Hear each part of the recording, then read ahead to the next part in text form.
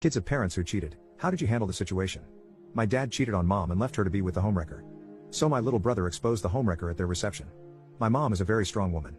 My little brother and I, on the other hand, were quite devastated.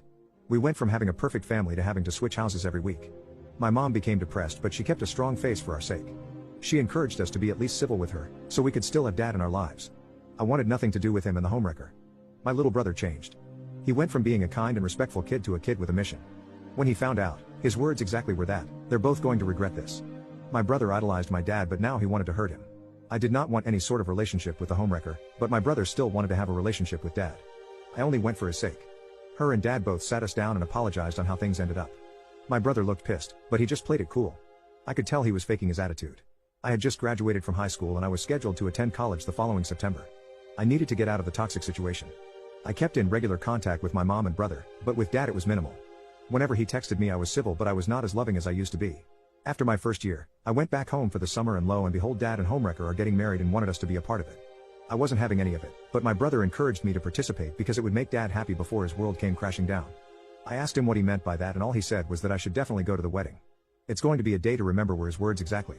What could a 16-year-old do? Well, my brother proved to me that age doesn't matter. The wedding ceremony was actually nice and so was the reception. The wedding, by the looks of it, cost at least $30,000. They went all out.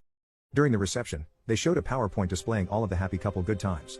The entire time, my brother had the biggest grin on his face, but he wouldn't tell me why. The PowerPoint is going on and I'm dying of boredom and trying to figure out why my brother has a smile that could rival the Joker's.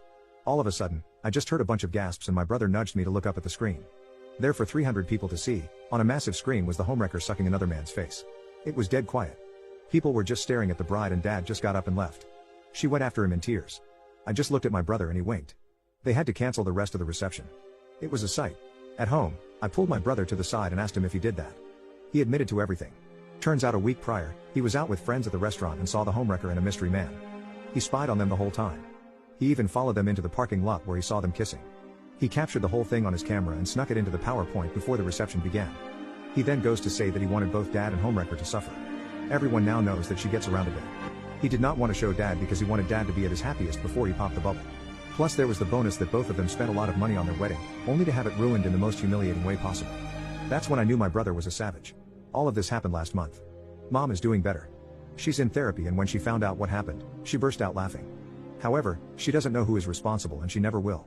The homewrecker doesn't want an annulment, but dad doesn't want anything to do with her. He kicked her out of his house. We watched from a safe distance.